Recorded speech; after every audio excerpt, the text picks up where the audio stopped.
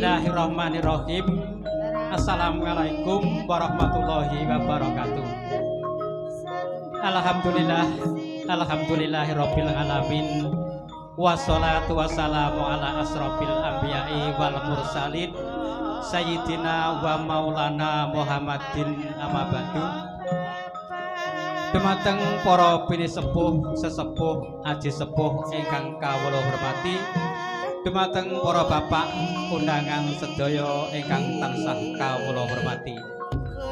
Saderengipun matur ingkang kathah boten wonten atur ingkang langkung pratitis kajawi namung sumangga sesarangan muji syukur dumateng hadirat Allah Subhanahu wa taala ingkang sampun paring pinten-pinten rahmat, nikmat taufik serta hidayahipun sehingga ing rikalenggan dalu punika saged nuhuni undanganipun Bapak Ismaji sak gotrah gelwangsa kanthi kalis ing rubeda nir ing sambikala.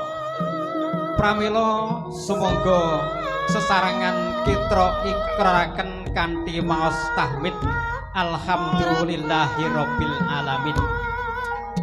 Sholawat saha salam mugi kalimpahna dumateng junjungan kita Kanjeng Nabi besar Muhammad sallallahu alaihi wasallam ingkang sampun merintis umatipun saking zaman jahiliyah dumugi zaman Islamiyah inggih menika zaman ingkang kula lan panjenengan alami saat menika lan ugi dipun antu-antu sahabatipun benjang wonten ing yaumil kiamah. Allahumma amin. Kawula keparang matur gempil kamardikan panjenengan sami sawekalanipun imbal pangandikan kaliyan sak kanca pacegagong nyuwun pangapunten ingkang sak ageng-agengipun. Kawula marang abiyantara dumateng hanika sami badhe hangonipur kanthi wewungan nggih menika seni krawitan saking Desa Ngumpul. Pramila ngaten monggo mangke sadalu muput dipun midhangetaken utawi dipun raosaken kanthi mardu mardikaning penggalih. Kawula keparang matur nggih menika badhe ngaturaken reruncening tetembangan utawi gending-gending ing dalu mangke.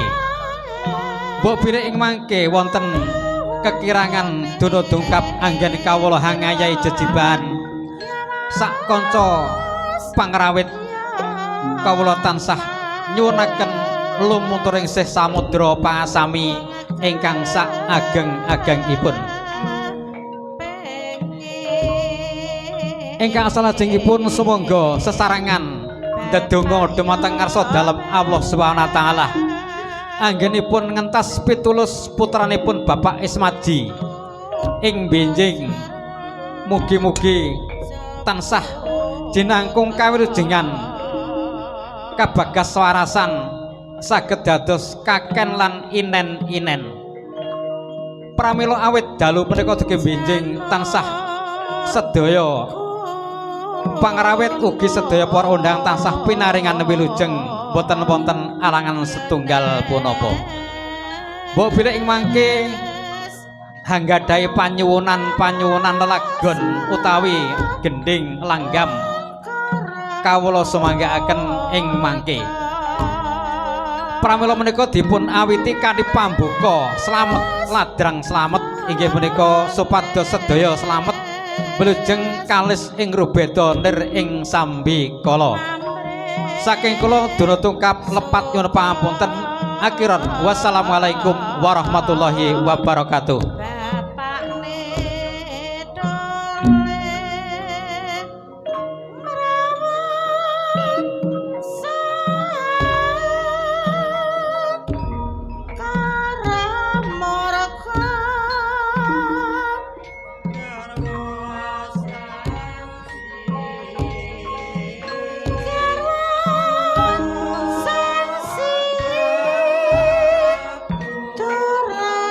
Prabu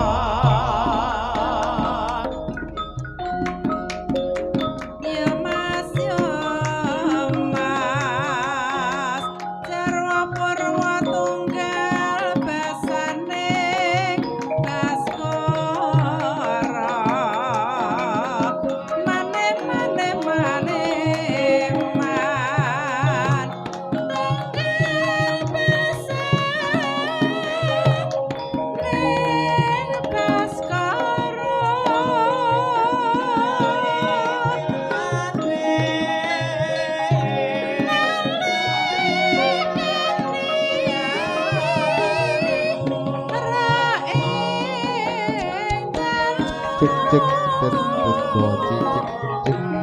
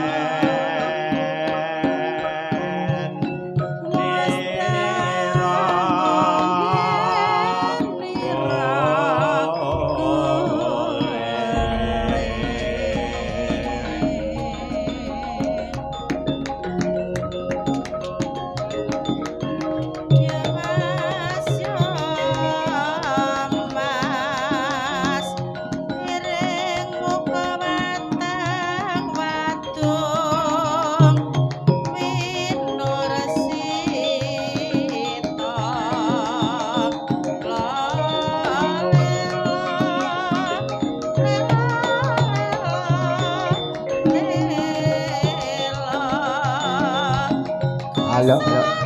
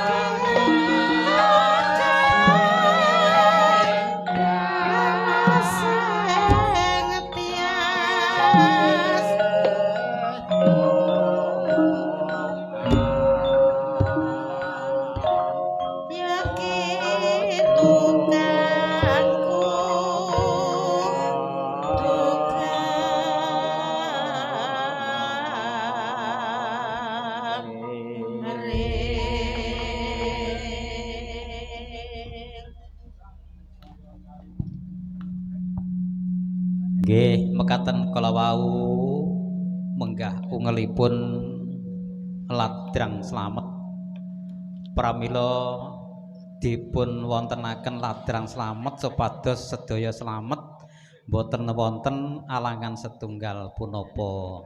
Nggih, para bapak dipun sekecakaken anggenipun sami ngrahapi pasugatan ingkang sampun wonten dene ingkang dereng nggih nyuwun pangapunten gilir gumantos ngoten nggih. Mbok bilih para bapak, para ibu ingkang kagungan panyuwunan monggo nyuwun gending menapa, ladrang menapa, gending menapa kawula sumanggaaken. Lumantar saking krawitan Desa Ngumpul nggih. Desa Ngumpul iku sampun kagungan krawitan. Pramila ngaten mbok bilih dusun Kembak mriki ingkang badhe kagungan kersa ngebong boto nggih saged nanggap krawitan Ngumpul ngaten nggih. Ngebong boto napa mantu sunatan tingkepan pun napa kewon saged apa namung wungon biasa mawon nggih saged ngundang ke seni nggih menika sampun krawitanipun piyambak niki Pak nggih. Desa Ngumpul kagungan krawitan piyambak niki. Nggih gonge kompak namung slendro tok Pak nggih. Peloke nyuwun dateng Pak Lurah dereng ditumbasne. Mbok bilih taun ngajeng ditumbasne pelok kalian Pak Lurah. Mbok bilih ndonga sareng-sareng supados dipun tumbasaken gong pelok nggih kalian Pak Lurah nggih. Kersa nggih? Kersa alhamdulillah ndonga bareng-bareng supaya tekone gong pelok nggih. Nah. Pak Lurah nyuwun pangapunten lho nggih. Kula wonten mriki panjenengan wonten mlebet griya. Nyuwun pangapunten monggo ingkang badhe nyuwun gending utawi langgam kawula sumanggaaken. Niki pradanggane nembe ngrahapi pasugatan nggih. Sikecakaken Ibu mboten posting nggih monggo. Nggih. Pak Budi, pangapunten kula ten dhuwur nggih. Nah, sing tuwa ning ngesor, sing nom ning dhuwur iki piye modele. Pangapunten nggih. Nggih. Lah kula niki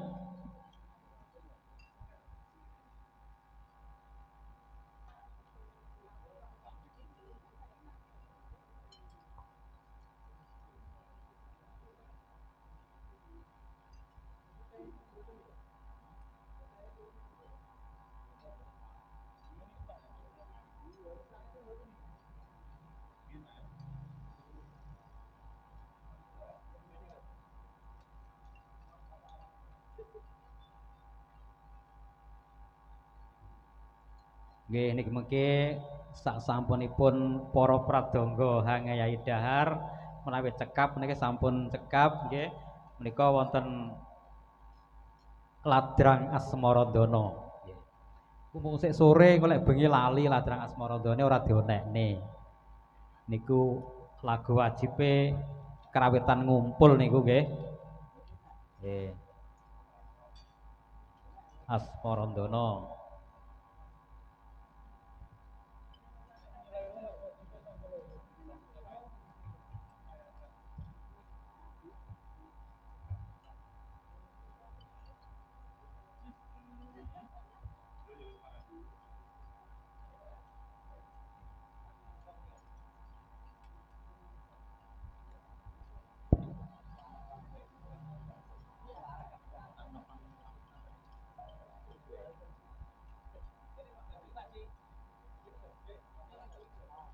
Nggih, saderengipun rinengga saking pakrumatan dumateng para pinsepuh, aji sepuh ingkang sampun sami sareng-sareng wewungan wonten dalipun Bapak Ismaji Saripit Garbo menika keluarga ageng wonten ing Dukuh Saba mriki.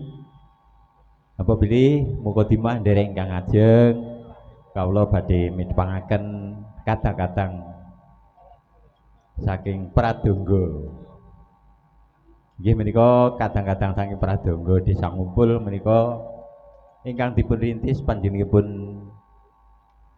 Bapak mantan Eko Budiwiono sekawit tahun 2016 ngantos sak menika alhamdulillah tesih wonten pramulangaten.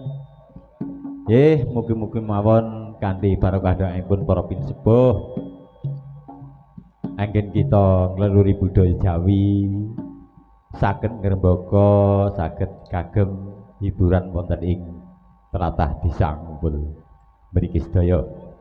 Dene wonten ing dalu menika Bapak Maji Saripit Garwo sampun ngaturi kadang-kadang sukalaras jangkep nggih menika ngrawuhaken panjenenganipun Ibu Seniwati nuwun sewu ingkang sisih ler nggih menika panjenenganipun Bunda Atun saking Ngasinan. Dene ingkang sisih kidul nggih menika panjenenganipun Ibu Kristiani saking Laladan Selahung. Pramila ngaten amba bilih para pinsepuh anggadhahi kagungan kersa menapa kemawon kadang-kadang sukalaras wonten ing Desa Ngumpul Pak insyaallah siap nglayani dumateng panjenengan sedaya. Nggih idep-idep anggelui budaya Jawi. Mugi-mugi mboten ngantos musnah. Ngaten Pak nggih. Wonten ing dalem menika ngaturipun bilih Bapak Maji mboten sanes ngrawuhaken panjenengan sedaya. Nggih menika nyuwun idi pangestu ingkang wilujeng anggenipun badhe nikahaken putra putrinipun ingkang paring asma Hani Anur Maria MKM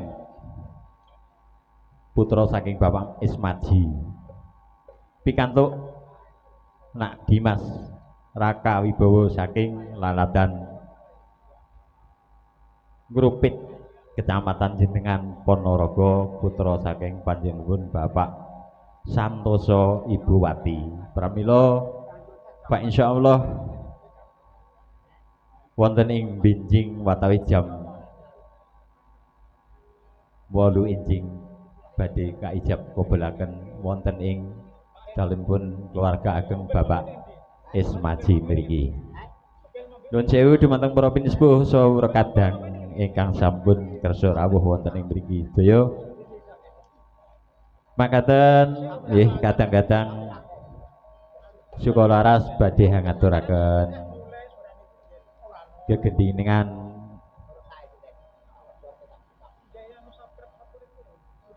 Ladrang Asmorodono pramila ngaten nggih panjenengan Ibu Seniwati katemben dahar pramila ngaten nggih mugi-mugi kemawon panjenengan kersa kerantos sak utawis.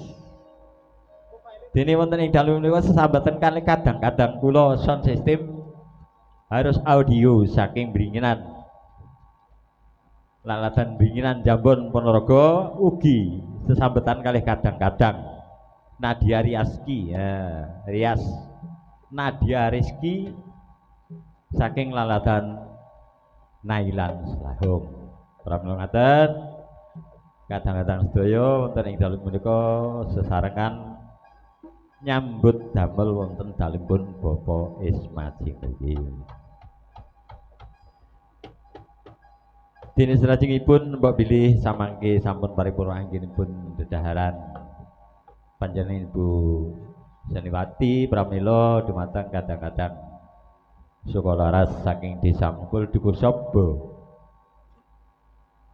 Kecamatan Balong Kabupaten Ponorogo monggo tinggal daya-daya menghibur dumateng masyarakat wonten ing tlatah Ngembak Sobo mriki sedaya. Pramila ngaten saking kula pribadi yang mbok pilih mangke wonten kecal pun atur napa tumangsu pun atur kawula tansah nyuwunaken agunging pangapunten ingkang sak ageng-agengipun. Makaten dumateng kadang-kadang Sukalaras wekdal sawetahipun kawula haturaken sumangga nuwun.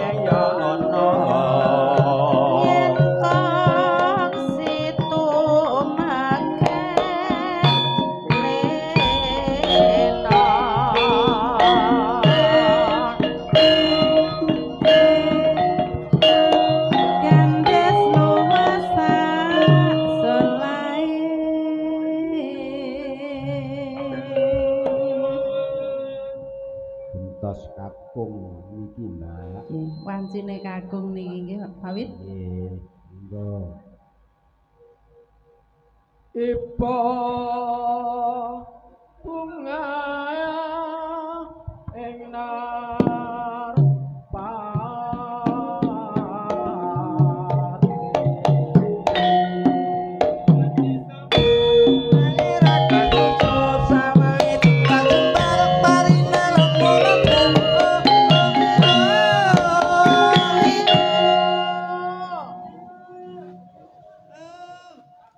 Ratu ayu maja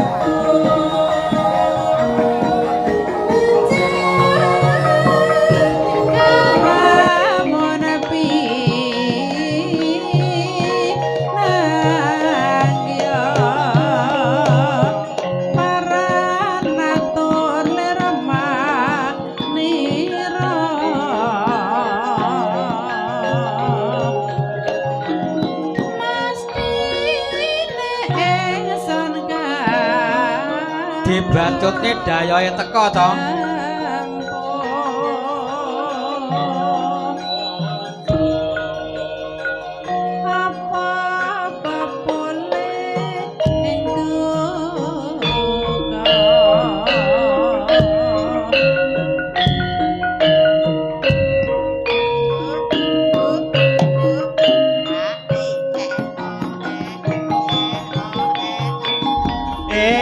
Dayoe teko Lah enggal bapakno muli lunggono gelarno kloso aduh klasane bedah tembelan jantan dae mampu gawe isun lagi golekno salin lo iki wajib kodi dodol putih sukuan kang semu termesem goyo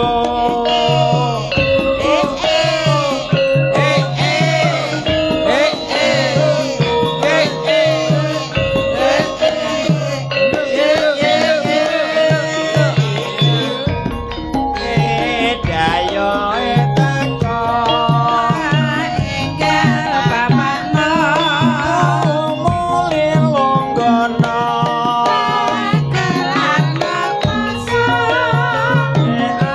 aduh klasane bedah tembelan jantan jatahe mampu gawe isun lagi golekno salin kilo iki wajib